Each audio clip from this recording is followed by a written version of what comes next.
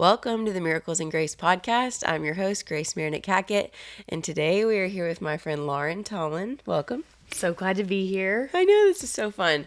I was thinking back to how we met. The other day I was like, when did I meet you? And I had this flashback to this moment, and you might not remember this, I say this at the risk of sounding weird, but I remember I met you on the beach because obviously y'all live in the same neighborhood as the Aikens, and we were down there with them. And I vividly remember, I literally think you were wearing like a hot pink swimsuit. Probably. Because you walked up and I was like, she is so cute. And I remember meeting you that day. I was pregnant. Was I pregnant? Yeah. Was that with your mom? Yes, you were, because you walked away and I was like, that is the cutest pregnant person I've ever seen. I was absolutely dying. Yeah, I remember you saying you were miserable. But that was when we met, and then our paths have crossed so much since then. And I was thinking too, that's when we met, and then we got to be a part of y'all's nonprofit For Others, which is amazing. We can talk about that too. But one big thing that was a huge blessing for us was so actually Haven has a tongue tie too, but both of our boys, Crew had a tongue tie. Crew actually had tongue, lip, and cheek. Oh, yeah. And then Bear had a tongue tie, and we got both of theirs revised. Haven has a tongue tie, but she's eating so great that I'm like, I'm not touching it. You're like, no, don't mess a good thing. No. But when they said that Crew had the tongue, lip, and cheek ties, I texted my small group and I was like, does anyone know anything about this? And Lauren Aikens was like, I don't, but Lauren Tomlin went through that, and she's your girl. It was full on. And I think that's when we really got connected. Like, yes. She put us in a text or something, and you were just a lifeline for me through that. And I'll never forget, like, you sent a box of Le Labo products to my house. You were like, you can do this. I did? Oh. Yes.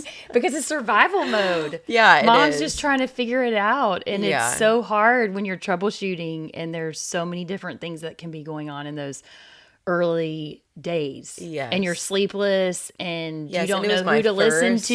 Yes. Yes. Yeah, and if you're not familiar with ties, like, his tongue was Yeah, they can't feed. really tight. Like, the little frenulum under your tongue is tight.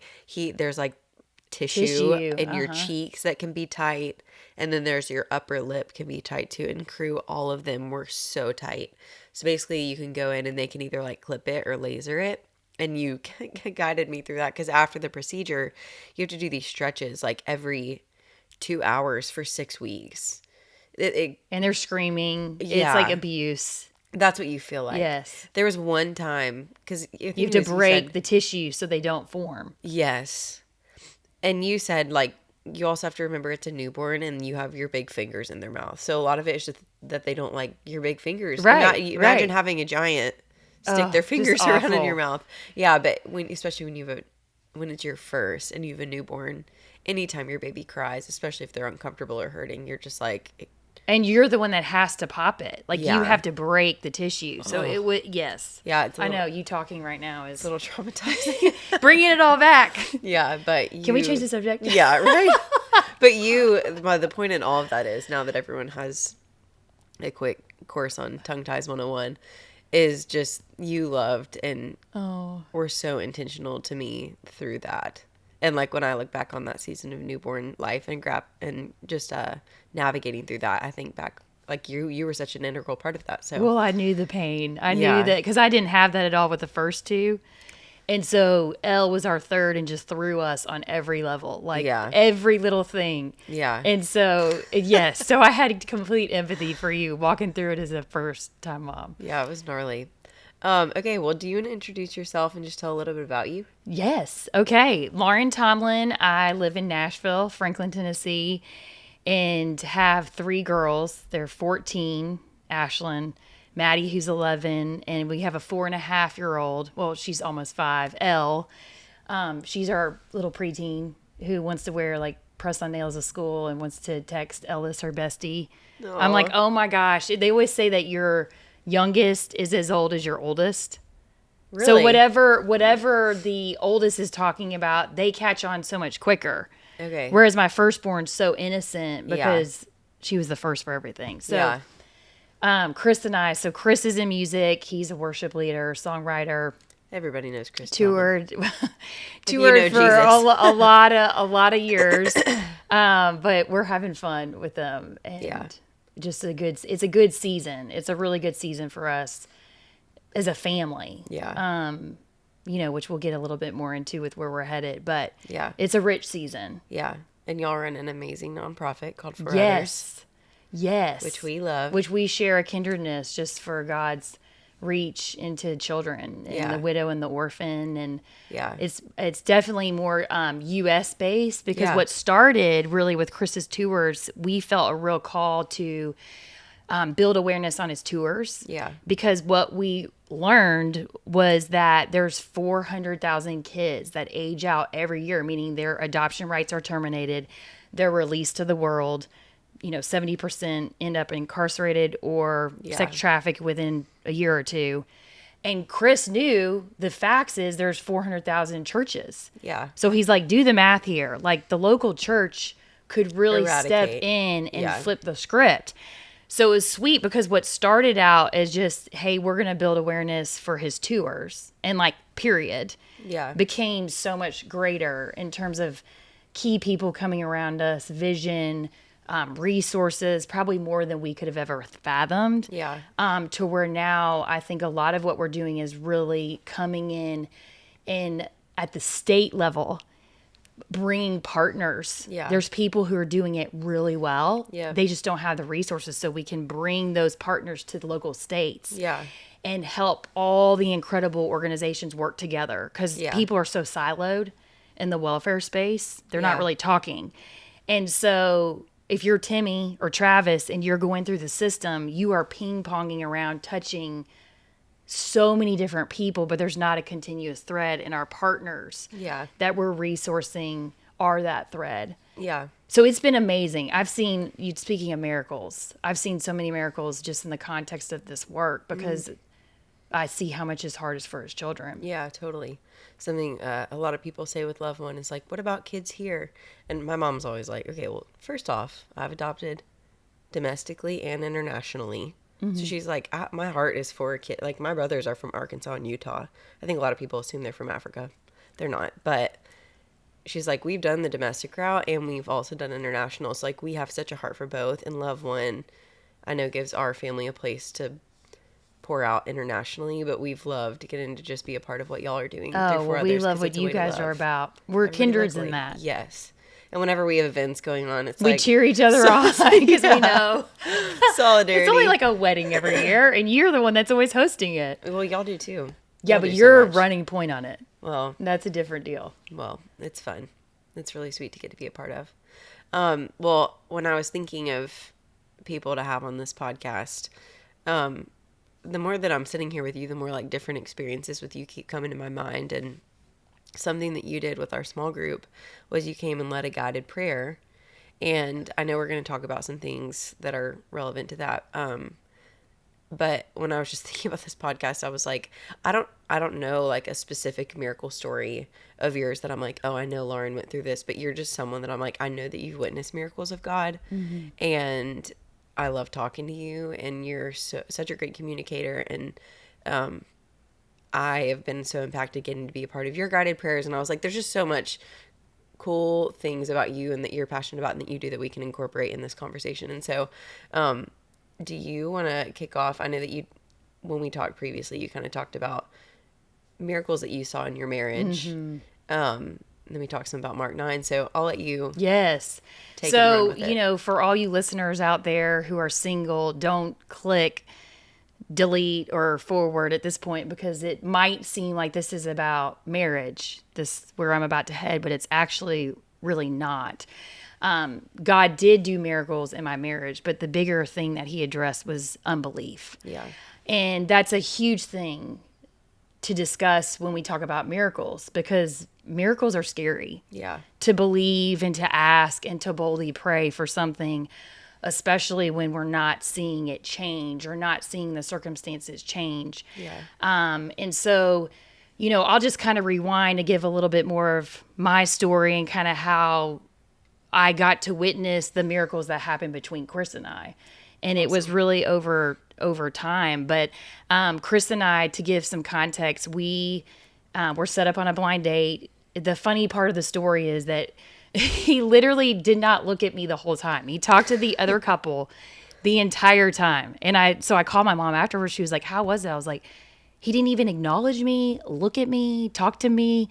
That's of course, so I mean, funny. he says he was intimidated, but it's still the joke that I'm like, how do you sing in front of all these people, and yet, Yeah. face to face, it was just that, the intimidation of the double date thing. But Was he singing then? he was at that point, he was full on. I mean, everything was popping, big tours, like I didn't know that. it was. I don't think I've ever heard the story of how y'all met. Yeah, so we were set up, and then we dated for a good bit while he was touring hard. So we really didn't know each other that well. And then I ended up breaking it off. We reconnected, and it was kind of like his friends were like, "Hey, you better land this plane. Don't mess this up again." How old were y'all? I was 30, he was 39. But I kind of Okay. broke it off with him because he was guarded, and I just said, at the end of the day, I'm not in this for like the thing or the Grammys. Like, I want to know who you are, and if Yeah. you can't let me in, I'm going to need to move on. Yeah. Well, I did. And so there's a crazy story just in how we reconnected. But so all that to say, it was a real sprint to the altar, because when he finally came back around, like I really sensed there were so many things that came together that I knew that this was who God had for me. Yeah. And so you could see where this is headed, how this is building. And so I would say we dated maybe 3 months once we reconnected, got engaged, and we got married 6 months later. And we did not have one conflict at all leading up to that wedding day. Okay? Yeah. So this gives you just the it's laying the groundwork for where we're headed, right? Because lot it of was it re- this yeah. this sprint. I mean, it was wonderful. It was magical. It was all the things, right? Everything a woman could hope for. And so we get pregnant. And we're so sorry. We get married. We get married. No, we do not get pregnant. We get married, and we are so excited because I'm going to go out and tour with him. He's got this bus. We're going to have our own bus. We're going to go out, tour all the cities. Well, I get pregnant a month in. Oh, wow. Total Real time? surprise. No. Okay. Total surprise. And we had kind of said we just can't get pregnant. It was just, that was kind of the like, he's got this bus that I'm going to go out with him, and this is going to be our year. Yeah. And so a month in, we get pregnant. And so That's wild. he's now on this intense tour. He's gone. I am extremely ill. So like my pregnancies are absolute misery. Do you have hyperemesis? No, it's just, Miserable. yeah. Yeah. Which all those women out there who have these lovely pregnancies, I'm like, I still marvel at the Yeah. mystery of that. Because it was just like getting it handed to me every day. And so all that to say, I'm at home, sick as can be, and there was just this collision. Not only was it just the circumstances of that, but there was a collision of so many other outside forces just pressing in. I mean, we're not fighting over the toothpaste and do we get a dog. Yeah. I mean, this is like core things in terms of our style of relating, different family of origins, different approaches to conflict. Again, we didn't have conflict. There was no Yeah. roadmap. And so in the course of this, I mean, the wheels fell off the bus, so to speak. Yeah. And it Honestly, was I can relate to a lot of what you're saying, because me and Davey were very similar. really, Like we started dating in June, got engaged in December, got married the following September, and we didn't really have conflict before either. okay. And So I literally just thought it was yeah. only us that were that. No, our first year, and we didn't do premarital counseling. I've talked about this a little bit, but we tried. Well, we did, and it still didn't matter. So don't put it all in that. Well, our postmarital counseling definitely helped, but Yeah. now we're great. But anyways, keep going. I can relate to a lot of what you're Right. saying. So it was just literally for him, he's 39, independent. I mean, just everything's humming. Full steam, building a church in Atlanta. I mean, wow. that's while he's touring. He's the head of worship at Passion City Church in Atlanta. So there was just a lot going on. Yeah. And And it was 39 years is a long time to oh be doing yeah, your and own I thing, was have your 30 ways. too, and I Right. was 30 as well. Yeah. And so it was a collision, and we found ourselves on a counselor's sofa. And he more was like, "Oh, you're at the 7-year slump, and it's year one." And I'm like, "What's the 7-year slump?" And he's like, "It's that bell curve when it dips, and then that's when, everyone's in crisis mode." And I was like, "Oh, great, Yeah. fabulous! Like this What about is." what about the honeymoon phase? Oh, it was like we didn't know each other. Yeah. Literally. Yeah. And it was, I think we were secretly, I was literally thinking, if only he would think like me, then everything would be fine. And I know he was thinking the same thing about me. And it became this incredible, oh my gosh, it was the greatest gift because I won't say that things shifted overnight. I wish I could say that. It was Yeah. the long game. And I would call home just bawling to my parents. And my dad would always say, because my parents at 45, they had their own collision of sorts, of just together finally being like, this isn't working. Theirs was later into marriage. Like things had to change. And my dad would always requote John Eldridge. And it's the best quote is like, marriage is God's divine conspiracy for your transformation. And so he would just always take it back to, okay, what's your part? What can you own? What's God doing in you? He would just address me, and I just would keep praying and surrendering Chris because I knew Chris was surrendered to God, Yeah. but we were not cohesively working well together. I mean, like he's fire, I'm fire, he's ice. Like I'm hot, he runs cold. It was like wherever there was something, we were different on every level except for our heart for God. That Yeah. was the one thing that we had in common that we shared together. And it's really the thing that God was able to work through in just dismantling us. Yeah. And I was angry. I was really angry at God. I was like, you baited and switched me. Dead serious. Yeah. I would walk the beach just very angry. Yeah, that's hard. Of like this is not, because I had waited and I had hoped for things to be different. And honestly, I'd hoped for them to be easy. And I had Yeah. over romanticized what marriage is and that this man would complete me. So like there was this false reality Yeah. that wasn't true. Yeah. That God was really taking me to something deeper in terms of what marriage is really all about, and the love, like that transforming power of love when like you don't really like that person, Yeah. but you call upon his transformational love, and that's what changes things. Yeah.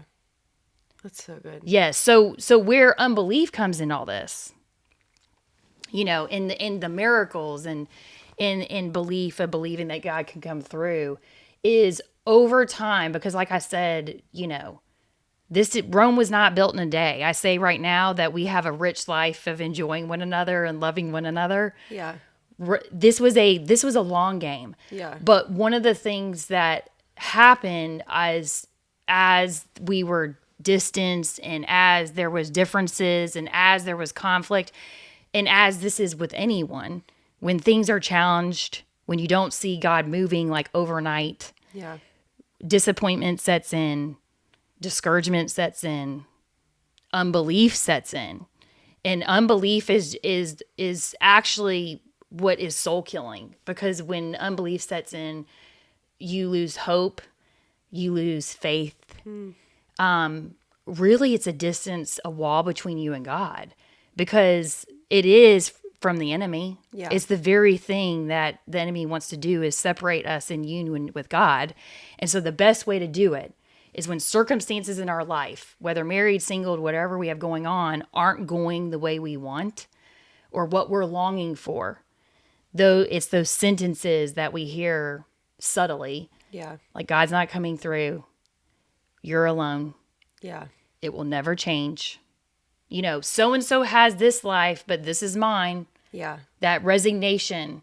And so what happens in that, it's like just a malaise, a sickness of the heart, where that settles in, and it really cuts our faith walk off at the knees with God, Yeah.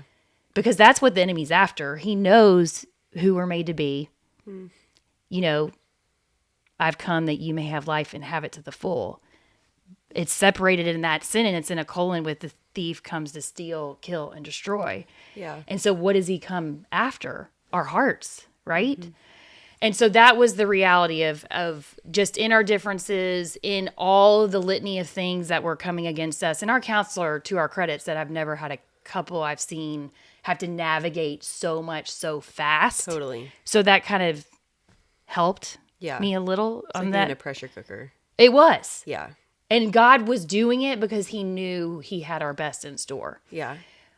He had to take us down to the ground. Yeah. I feel like so many people, I mean, that's so similar in a lot of ways to me and Davey's story because we got engaged and married so fast, raised in families with different communication styles, like, and the same thing. It's also, I had friends getting married around me, and you know, it's those sentences that you hear like, so and so, their husband would never say that to them. Right. And it's like, I have no idea what their conversations are behind closed doors, but I've met so many people over the years who, when I've talked about marriage, are like, oh, thank God I'm not the only one. Oh, yeah. It's so common. And I'm excited to talk through kind of like, I would love for you to, at some point, touch on how you got into guided prayer, because when you came in, was just having flashbacks when you were talking.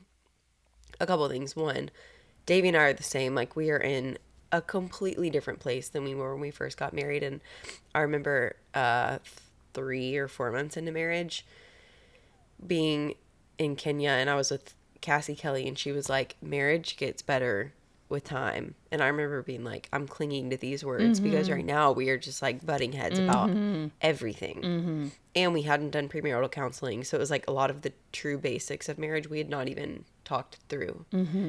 And so much of that too comes down to expectations. 1,000%. Like, and now we also went and got dinner with a couple that's very similar to us, and the wife is similar to me, and the husband's very similar to Davey. And she was like, words of affirmation is my love language. He doesn't speak that as well.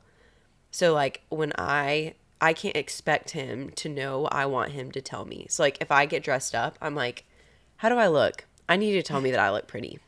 And I'm like, she's so cut and dry about just, you can't expect them to do anything that you haven't voiced, that's your expectation. And those are the formative early years where you're learning one another. Yes, and learning each other's expectations and to voice them. And then what feeds your soul, what makes you come alive, same with him. Yeah. And then sometimes being like, hey, I need you to be a little more intentional with your words, because like, you know, over the years, you know now that that's what makes me feel loved. And you're kind of slacking in that area. So I need you to pick it up. Versus being like, if I don't tell him that I need him to pick it up, I can't really expect him to pick it up. Right. He might not know. He can't read your mind. Right. And he doesn't know that I'm feeling especially depleted or sad and I need a little extra dose. Like, I have to tell him that. And I think you just come into marriage thinking like, we're going to read each other's minds. We're each other's other half. We are like, going to have telepathy. Oh. And that is just not the case. No. But I remember so when you came in with our small group and you did this guided prayer, I remember, and we'll talk through this, but like some of the agreements that I had written down, I would say probably most of them were about marriage, because it was so early in our marriage when you came. That was for sure probably in our first year that we were I didn't married. realize it was that new. Yeah. The first year or two.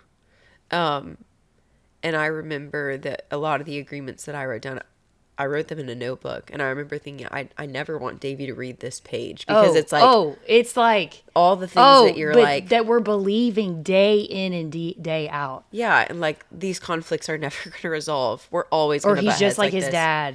Yes. I mean, like, all of those things, those are sentences that the enemy wants us to live under. And if we do, I know you renounced all those things, which broke the power of them, but what if you had still lived under that day in and day out, over and over, believing his truth? What would have happened? Right. And where would you be? I mean, somewhere completely different. Exactly. And I remember, and also I just want to say, I have those things that I wrote down, and Davey could fill a page of those things about me too. It's not like he's the one, I'm talking about these things that I'm believing, but it's like he could do the same thing. Right. Right. Um, Yeah. but I remember having a vision as you were guiding us through it of this vase. I remember It's the vase. so vivid in my head, I and remember like the I vase. can't remember anything these days, and I remember this I from remember the vase. 5 years ago.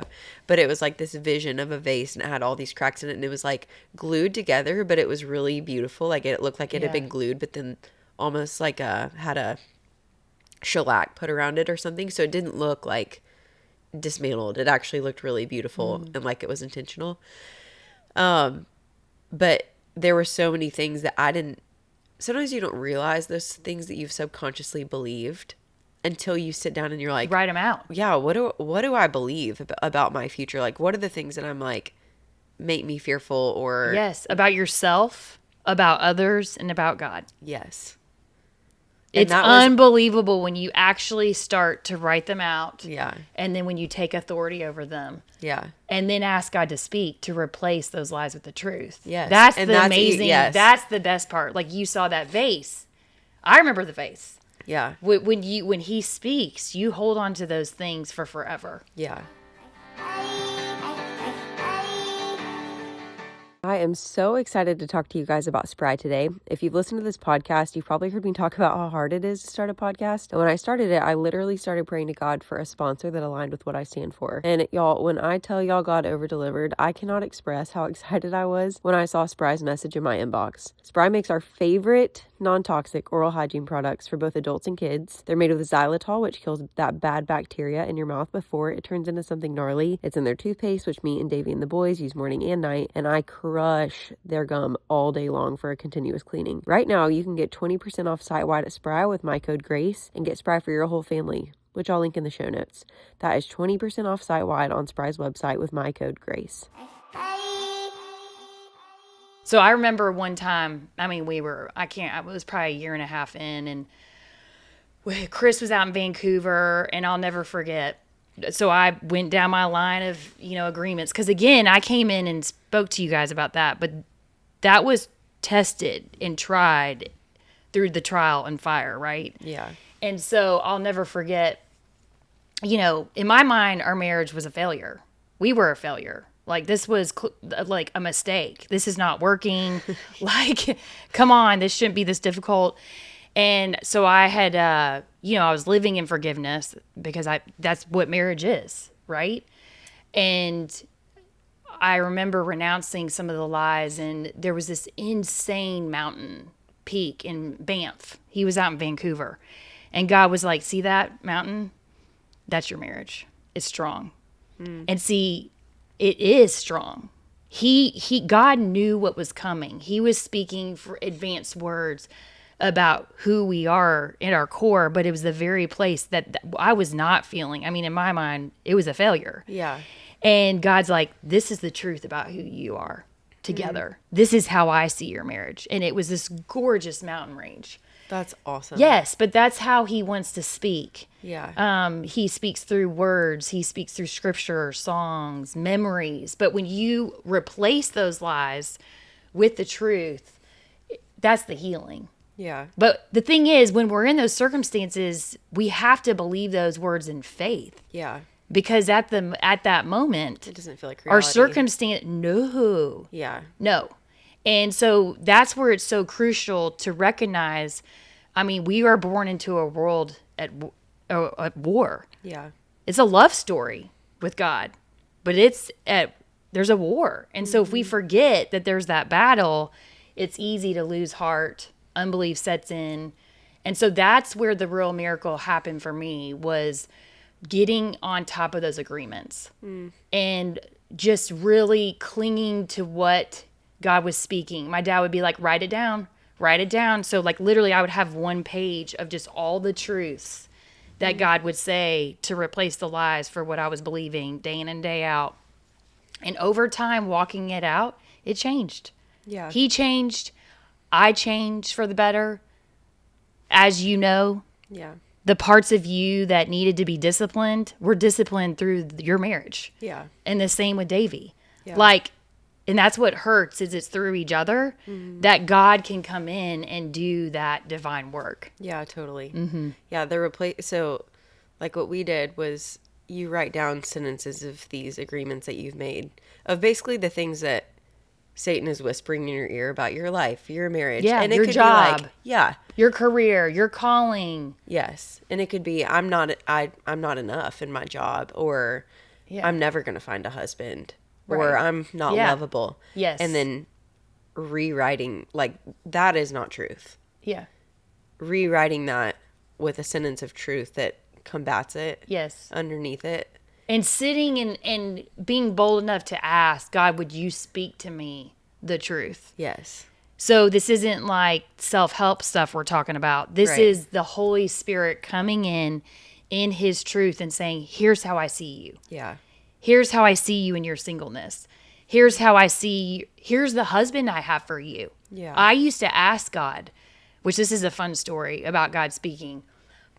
I would ask God all the time, tell me about my husband, because all of my friends got married and I was single. And it was really hard for me because I was in my career, they were having their kids. And so God would tell me he's colorful like a pinwheel. And so one day, once I met Chris and we were engaged, we were driving in the interstate somewhere, and I said, you know, whenever God would speak to me about who I was going to marry, he would always say, he's a pinwheel. And Chris literally almost drove off the road because Ed Cash, his producer, called him pinwheels. No way. Yes. Yes. And so for all you single ladies out there, like, you can ask God, tell me who you have for me. What are you doing in me in this season of waiting? Like, there's a purposed intention in this just as much as if you're married. Yeah. Where did you learn to hear God's voice?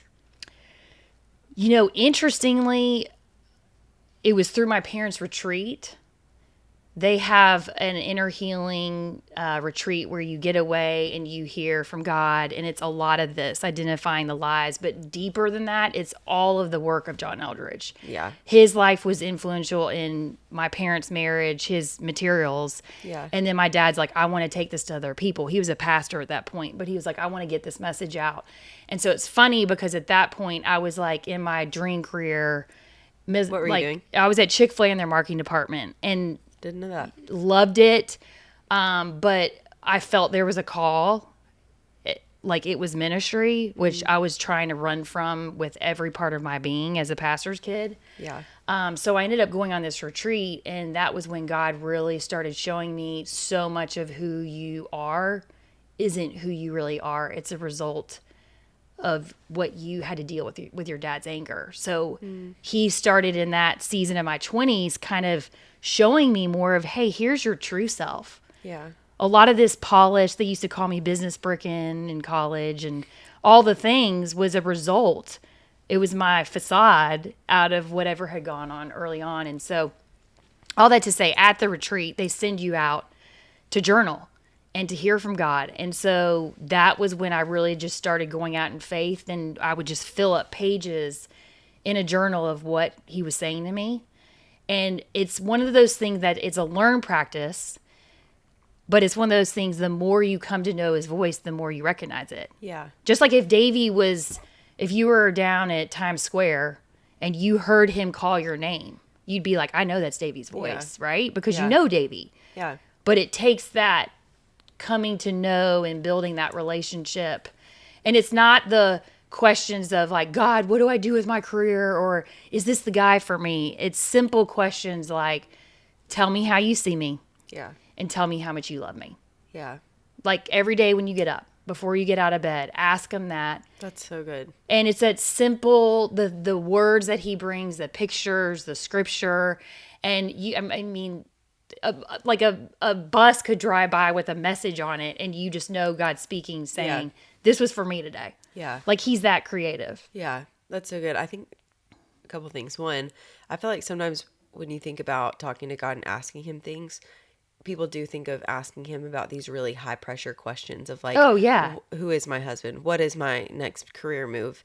And then you're waiting on like him to say, take the job at Sony, and you don't get that. And so then you're like, am I hearing him? Or whereas if you ask him things where it's like, the Bible's not going to tell you to take a job at, I don't know why I said Sony. These cameras are Sony, so maybe that's why. But right, probably. The Bible's not going to say take a job at Sony, but it is going to tell you the truth of who he says you are.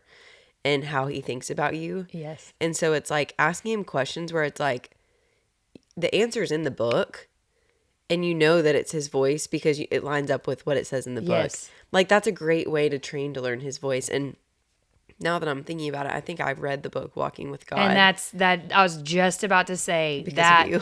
that is the best brass tacks. If you want to talk about hearing the voice of God and agreements, it's Yeah. a wonderful book that's written into 4 seasons of John's story of how he hears from God. And then you want to get the journal that goes with it because it has you I can don't work. have the journal. So the journal is like how you take his questions that he asked God, you then apply it to yourself. Okay. So it goes in tandem. So otherwise you kind of read his book and you're like, oh, that's great. I love how he hears from God.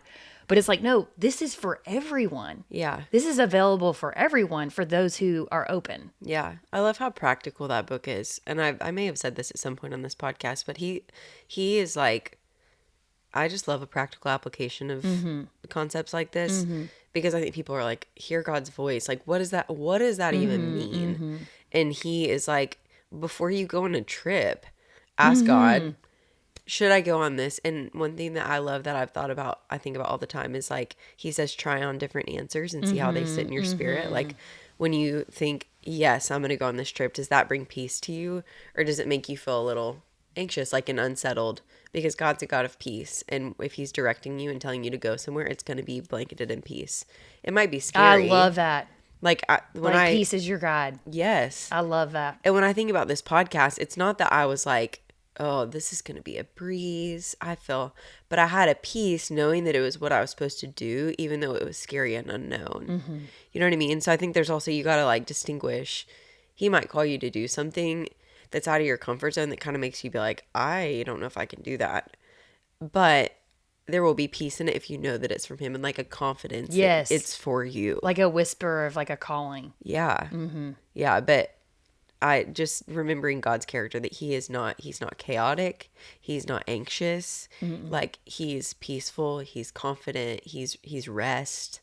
Like that's the feeling in your heart that you follow. And I hate to call it a feeling, but like it's a sense. weight It's on an your assurance. Yes. Yeah. And so it's not necessarily like an audible voice Yeah. that we're looking for, although he might and can. Yeah.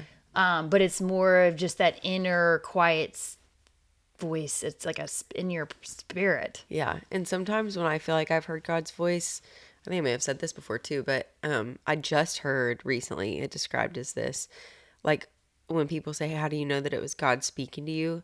There have been times when I know that it's been God speaking to me because I'm thinking about something completely unrelated and it's like a complete interruption to my thought. Yep. From something that I'm like, whoa, that was so removed from what I was just thinking about, whether it's like a vision of a concept or something. That's how I felt about starting this podcast. I was in church listening to this this testimony of someone's miracle story. And I was so locked in, and it was like out of left field. This whole vision of a podcast was downloaded to me for stories like that to live. And it went along with what I was listening to, but I wasn't like having this train of thought myself of like, oh, this is a cool story. What could I do to create space for these stories? It was like I was so locked in, and then God downloaded this whole concept to me in the middle of it. You knew like this is from him. Yes, because I wasn't trying. Right. Yes, 1,000%. My brain was not trying to get there, you know? Yes.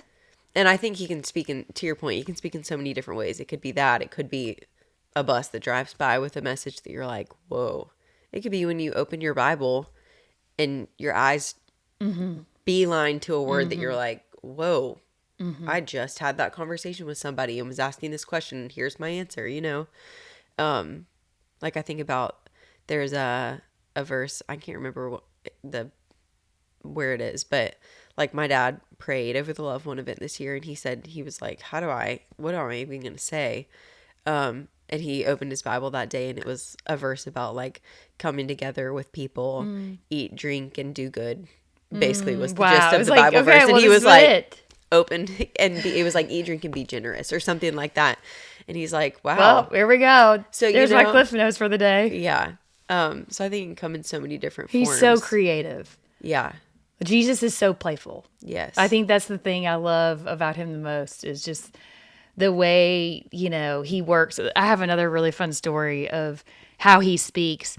It was probably we had just moved to Nashville from Atlanta, and Chris was just in a season with his work and where he was just creatively. And I had sent him like a screenshot, and I think it said something like a Toyota's built in like, I don't know how many hours, like 30 hours, and a Bentley takes 6 months. And this was Nashville 10 years ago. Like now we see Bentleys and Mercedes, like all the things everywhere. Yeah. But like Franklin 10 years ago, you did not see Bentleys. Okay. Right. So I send him that in the morning, and then we have to make an exchange at Whole Foods in the parking lot where I ran into Davey all the time. But anyways, so we're switching Ashland. We have to make this trade off. And so I'm following Chris. And then all of a sudden, I look in a rearview mirror and a Bentley has pulled in and cut in between the two of us.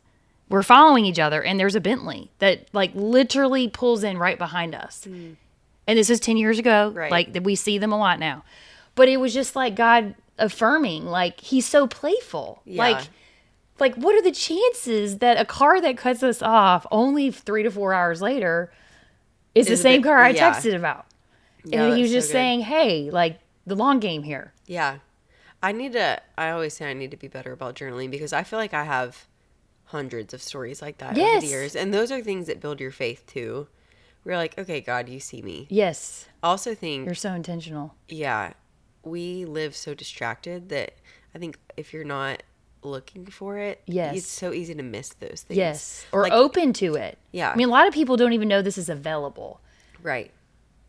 Yeah. I think about, like, imagine if you were on your phone driving through the parking lot. Yeah, I would have missed it. You might not have noticed that. 1,000%. You know, our minds, we just are constantly stimulated where it's like, if you can slow down and look around, like we were just on this hunting trip with my dad.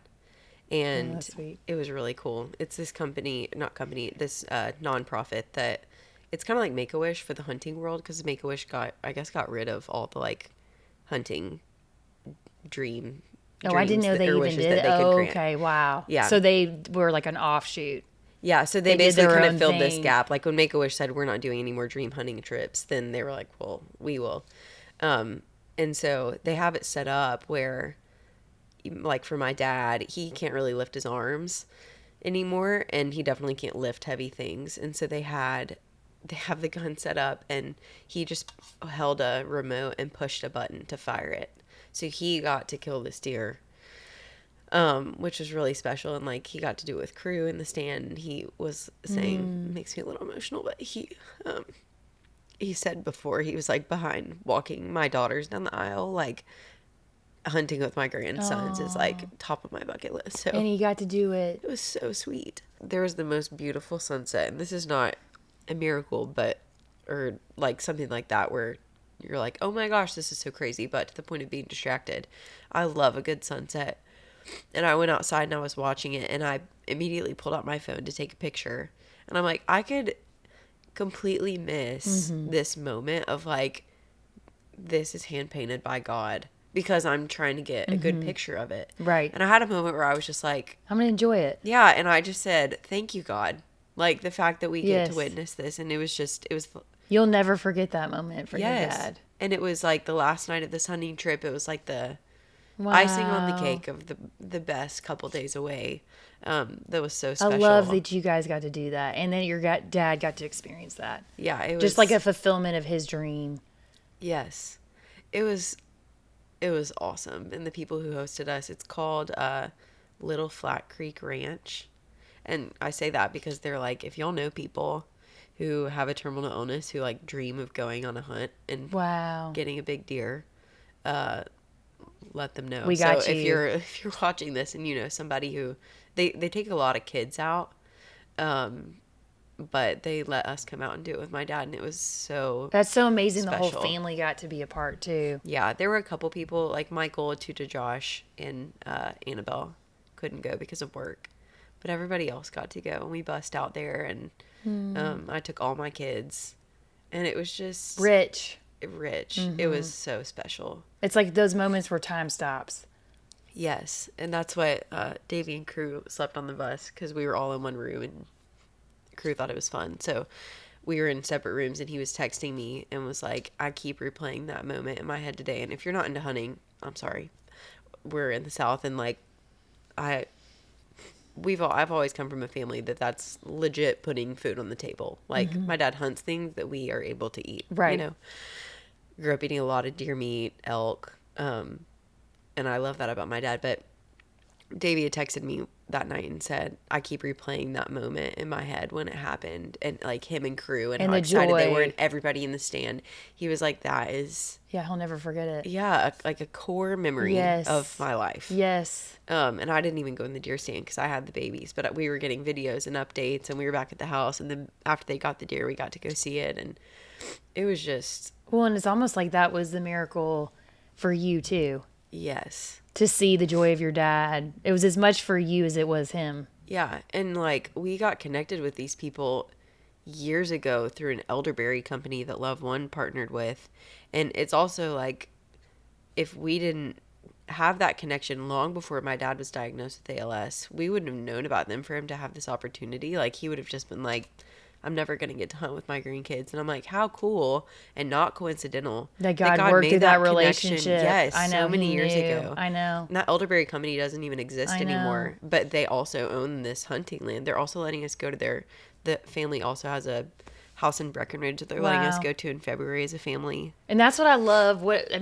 Hearing you describe this just reminds me again, it's a love story. Yeah. And if you just looked at the illness as that was the end of the story, Yeah. that would be the final say. But if you see God's pursuit of you and your family and how he's still fighting and intervening on your behalf, Yeah. it's a reminder, Yeah. of the love story, of Yeah. God's pursuit of seeing your dad's desires, his dreams, and then you as a mother. Yeah. Like, that was that miracle for you, that you got to witness something Totally. in these days that you thought was done. Yeah. And that's what my dad kept saying. I hope crew remembers this. And I'm like, he will. He talks about it all the time. Like, that's something that he will always talk about. You know what I mean? Like, Yes. probably on a weekly basis for the next 10 years. He'll be like, remember that deer I killed with Big Mike? You know what I mean? And so that was so special. And I've always said my heart for this podcast is like to also point out miracles in the meantime. Yes. Like, the miracle that we're praying for is healing. But like, those are miraculous moments, and that's the kindness of God to introduce us to those people so many years ago so that we could have that experience together in this season, and that's miraculous. It's beautiful. And beautiful and heavy. And how he wove it all together. Yeah, it was really, really special. So it was great. But I know we talked about, like, just having people listening, like, if you're listening, thinking through what are the things in your life that you need to renounce. Mm-hmm. Can you just talk about that? Yes. And before I get there, what I would love to talk about is one of my favorite passages in Mark, and it's Mark 9, just to kind of set the stage for how Jesus sees unbelief. Yeah. Because it's not necessarily a spiritual flaw. Again, it's an assault against our heart. It's what happens in time when we make agreements, when there are disappointments, when there is a delay, or if we've prayed for something and God didn't come through, then we pull away from God and distrust. So then unbelief does set in. There's a wall with us and God. And so what's beautiful is really coming out from underneath that, renouncing those sentences. But what I love is how Jesus, there's this father, his son has had something that he's dealt with. He's been very sick for years, since his early childhood.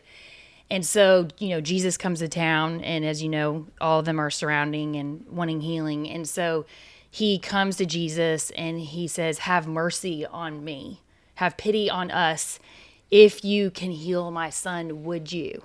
And Jesus says, if I can, all things are possible for those who believe. And then, that's the bumper sticker, right? That's what we see on cars. Yeah. That's what you see on fridges. That's what people say all the time.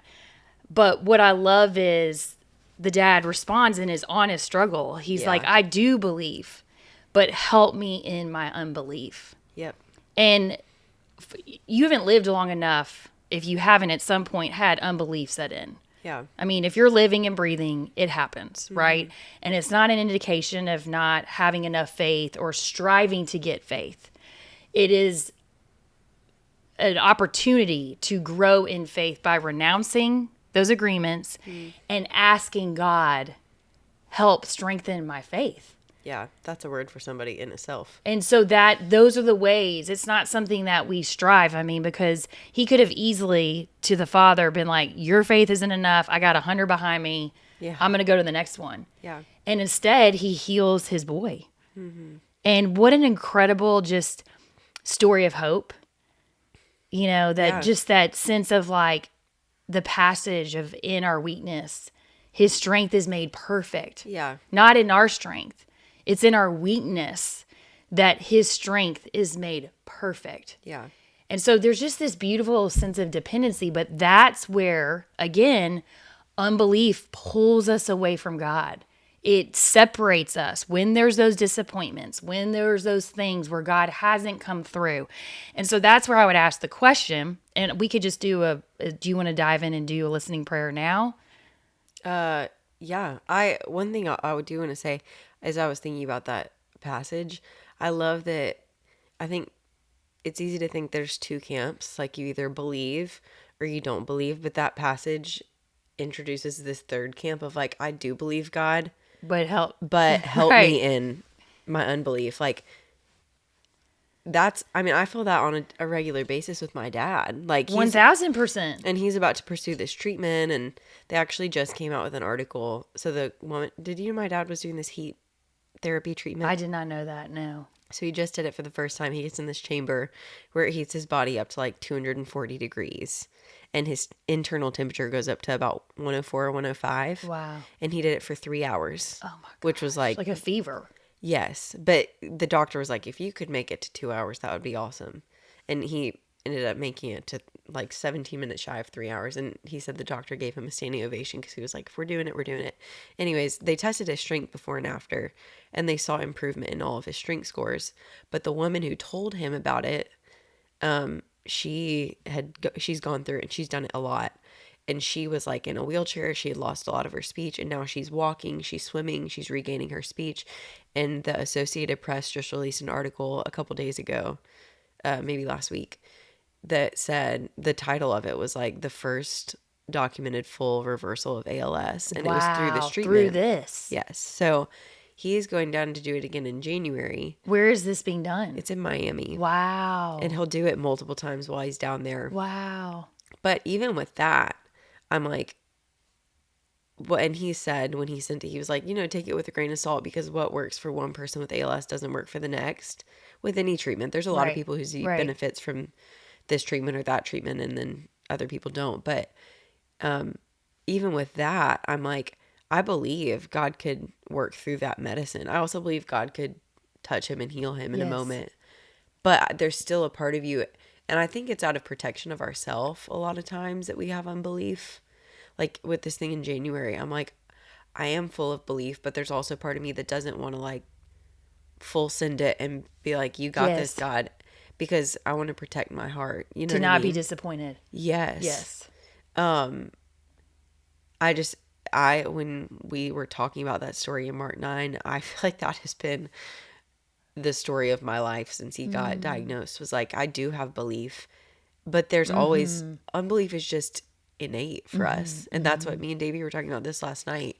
And he was saying, like, think about Jesus's disciples that saw all of the stuff that he did, and they still had unbelief. Like you talk about when he's walking on water and he looks away, like, right. And he thinks that he's watching Jesus walk on water. And of course Jesus could make him walk on water, but he loses faith because he sees. It's like, it's just such a core part of us as humans is unbelief. And if you don't actively fight against it, it takes intentionality. Yeah, and it'll crush you. Yes, it will, and you will lose heart. And I think that's why we see so many people like falling by the wayside. Yeah, I think because life is hard, and there are things that happen, and if you don't have an orientation of understanding the larger story, of what it is at play, it's easy to just resign. Yeah. Stop dreaming, stop believing, We go shopping, we get the new car, we settle in our marriage, go down the list, Yeah. we keep hooking up with guys, like whatever it is that we just settle, we resign instead of really claiming the life that God intended for us. Yeah. That's so good. Okay. I just wanted to give that little caveat because I think that's so true about self-protection. yeah. And that's something that we could even address just in the time of prayer. Yeah. And really, I know to wrap this up, I just thought it would be a wonderful chance to kind of facilitate. Grace and I had synced up beforehand of like just leading similarly to what we did that one time in your small group, just doing that for you guys out there as listeners, just a chance wherever you are, if you're on a walk in the car, just pausing and surrendering your heart to Jesus and just asking him as the true heart surgeon to do healing here, to intervene, to deliver from that unbelief, just that where have I lost hopeless? Where have I lost hope and turned to hopelessness? Yeah. Where have I given way to resignation? Where has life gotten really hard and I've just kind of bought into the line, is how it will always be. Yeah. I loved what you said too. I definitely want to do this. And I liked what you said earlier about like thinking through what those things are that you believe about yourself, others, and God. Because I'm like, I think I could write things down in all three of those categories of things that I'm like, this needs to be a more regular practice for me because I've done this with you before. And when we're talking about it, I'm like, yeah, I think I've bought into that belief about this. And I think as parents too, it's easy to do that with your kids too. Like things that you buy into. Oh, they're this. Yeah. And they'll always be this way. Yeah. Versus seeing them for who they really are. Yeah. And I mean, I have 3 and under, so it's a little different, but I'm like, I could see we're all fall into that in parenting and how for the rest of my life, this just needs to be a regular practice. Yes. I love that. Yeah. Well, what if we do this now? I'll just open up in prayer and I'm going to pray in first person. So we'll just kind of wrap out now and just see what I want you as the listener to just be open to is this might be the first time that you've ever gone out on a limb to hear from God, or really just that might be a bold move, but give it a shot. Yeah. In boldness, in faith, just putting yourself out there. And even if you don't sense something right away, as we close out, linger with it. Ask him to keep speaking. Ask him to come through, because you never know in the course of your day how he'll want to intervene. Yeah. That's so good. Yeah. Let's do it. All right. So Jesus, I thank you for how you come on our behalf. I thank you for how we have our stories and how they're so intricate and how you intervene to bring life in the midst of adversity. And so, Jesus, would you help me? Would you come to my heart and help show me the places where I have had unbelief?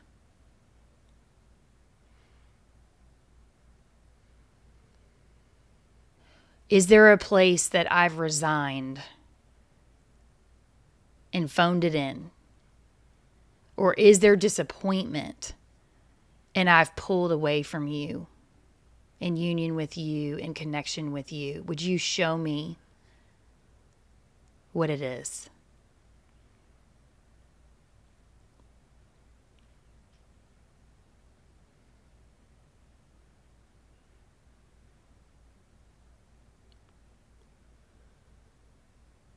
And with that place, what are agreements that I've made about you, God? What are sentences I've been living under because of what's happened in my story?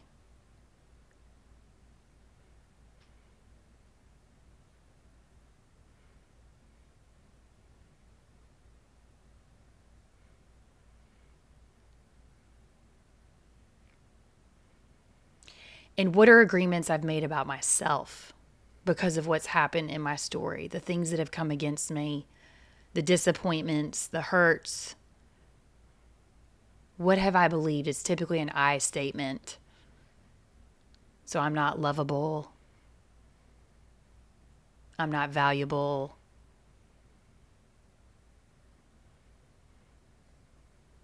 I'll never hear from God because of what I've done in my story. Would you show me what I've been believing?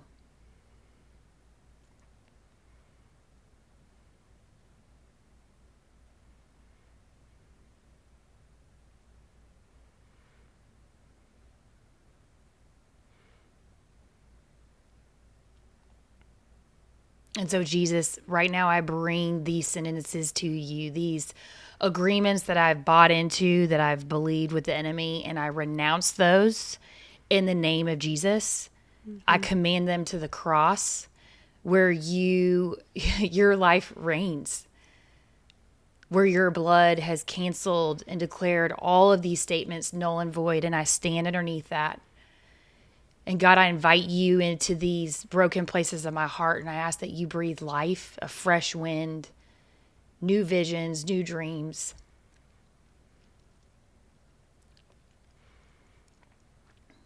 With those lies, God, what do you want to say that is true? True about who you are and true about who I am. I'm open for a word, a scripture, a memory, a song. I'm listening.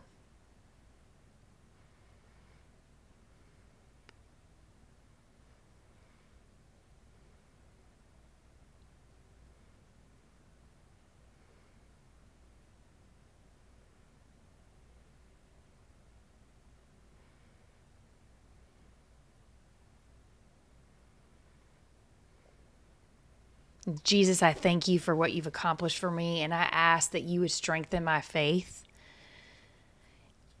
And I thank you again for your life and all that you've accomplished and all that you've done in my life. And I declare your kingdom over my life now and forever. And we thank you, Jesus. Amen. Amen. Okay. That's so good. And I'm like, so many things that I feel like I just heard and felt. And just doing that, taking that, I mean, what was that, 5 minutes? Like, I just feel so recentered in a lot of ways. And number one, I think for me, I just, in places of unbelief, I was seeing a lot of things with my dad. Like, I think visions that I'll allow myself to, like, see things play out with him, where I'm like, it's not coming from a place of faith of what God can do. It's coming from a place of fear and, like, wanting to protect and prepare myself. Yes. So that was, I kind of touched on it before, but as I was praying God through showed that, you that. Yeah. Yes, that's your self-protection. Yes. Yes. Versus being in today. I'm with you today, Jesus. Yes. I'm open for what you're doing today. Yes. That anytime you go down fast forward, that's not of him. Yes. Also, when you got to the I am statements, I think in this season of my life, the statement that I heard was, I am incapable. And I think it's because I have so many plates spinning with being a mom to 3 that are tiny, doing this podcast, working for Love One, we're building a house. Like, there's so many things spinning. And as I'm starting work back in a few weeks, and I think I've felt this weight of, like, I can't do it all. And number one, as I was praying through it, and you said replace it with the truth. What did you hear? You said it earlier, but the verse from, is it 1st or 2nd Corinthians? Second Corinthians. Yeah, 4:13, I think, maybe. No. I think it's 12:9. Okay, great. I'm terrible with references. I'm like, I have the words, but when it says, his power is made perfect in our weakness, I feel this, like, rejuvenation just from feeling and hearing him speak, like, I'm gonna equip you for the things that I've called you to, and then, like, let me set the tone here. Yes, like, you got a lot of places. Fill you. Yes, I think when I hear I'm incapable, it's because it's like, well, yeah, because you can't do all of that on your own strength, so tether yourself to me and let me fill you and accomplish these things that I've called you to, because everything that I just listed is a calling from God. You know what I mean? Like, I feel called to the work I'm doing at Love One. Obviously, my highest calling is being a mom to my kids. I feel called to do this podcast. And God has opened the craziest doors for us to build this house next to my parents. And it's like all of the things Yes, that I they're just from said are from him. him. Yes. And so it's not like, because, you know, something else I prayed through is like, am I supposed to weed something out? And I don't feel like I am. And so I think there's just been this weight hanging over me of going back to work and being like, how am I going to do it all? And it's like, I'm not by myself.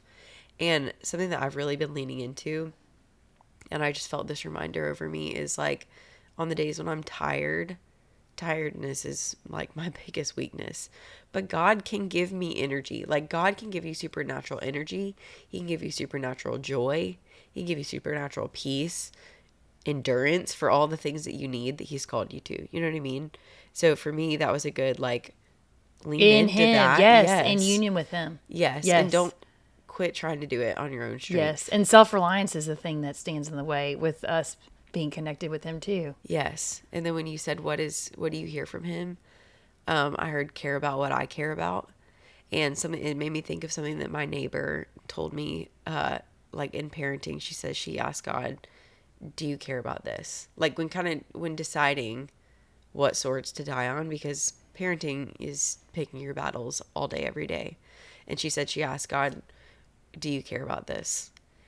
And that when I heard care about what I care about, that's what I went back to. And just that was a reminder for me to ask God, like, what are the things that I'm getting worked up about? What are the things that basically just use the filter of, does God care about this? And if he does, then I should care about it.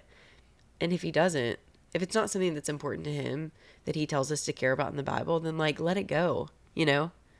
I love that. Yeah. And what I I'm gonna put love that is on a how plaque. you didn't realize how much you were weighed down by this, right? Yeah. We're swirling and it's just heavy and it's in our head. And then when we come in union with him Yeah. and we surrender these unconverted places of our heart to him, I mean, he literally stills it all Yeah. in a matter of a minute. We're not Yeah. talking, we have to carve out 45 minutes. Right. This was very simple. And he Yeah. will do this. For me, it's the shower. I hear very clearly. I know the places where I can. In the car. And it's just, that's become more of a rhythm for me of seeking to Yeah. find him. Yeah, that's so good. Yeah, because all these things, I just had so much clarity through that prayer, and I hope that people listening did too. I pray that they did too. But it's like, I that was so recentering. I feel like I have a filter to just for the Go way the that day. yeah, Yeah, you're ready to take on the day now. yeah. I feel amped It's unbelievable. and amped for like I think the things that over the last few months have felt like, oh my gosh, Overwhelming. I feel excited about because I'm like, God's got me. But see, it's again the power of the warfare. Yes. So the enemy would love for you to get weighed down, feel inadequate, be in fear, be in self-protection, pull away from God. I mean, that's for all of us. Yeah. And so then by you renouncing it, you're coming out from underneath that unbelief, and it's like reconnecting with the source Yeah. who brings all healing, all peace, all wisdom, all clarity. I mean, we're talking like the best counselor ever, Yeah. right? Yeah. And it's always available to us. Yeah. It's so good. So my biggest encouragement just for you guys out there is if you didn't hear, stay with it. Grab John Eldridge, Walking with God, all of his materials. He's got an incredible podcast as well. Just if Yeah. you want to dive in deeper into this kind of content. Yeah. He's a deep well and he's legit. Yeah. My dad's now on the board of his ministry. So I just know there's a real authenticity That's to his amazing. message, and there's a reason it's life-changing. Yeah. Totally. Because he comes at truth, but there's also the heart. So Yeah. you can't just come at the head. The heart has encountered a lot of things, and since he's a counselor, Yeah. he blends the two of those things, and it's really powerful. Yeah. My brother just did one of his retreats. Oh, he too. did? Yeah. It was amazing. Wow. Yeah. I'll have to hear more about that. Yeah. There's a few things that I'm thinking of now that we need to talk about, but that this was so great. I want to close with the question that I told you I was going to ask, which is what's your favorite miracle story in the Bible? Yes. My favorite one, and I don't even know the passage, but it's where the woman's crawling through the crowd and she grabs onto his tassel because you're not allowed to touch the garment. And I love how Jesus, pushing through the crowd, felt the power leave him. And he asked the disciples, who touched me? And they're like, everyone's pressing in. What are you talking about? Yeah. And he sees her. She had been bleeding for years, so she's dirty, filthy, discarded. And I love how it's the only time he calls the woman daughter. Yeah. So he affirms her identity Yeah. in her brokenness. Yeah. And I just think it's a beautiful picture of what he does for all of us. Yeah, it's so good. I love that one too. I know there's so many great stories. Yeah. Also, what does it say that when you talk about the power leaving you and him feeling that, I'm like, I'm envisioning that feeling like what it feels like when you feed your baby. Right. You feel the milk leaving your body. That's like how I relate to that when you're talking about it, which just speaks to the season I'm in. But this was so great. I'm Thank so you. glad we got to talk. I know, me too. Thank you for being here.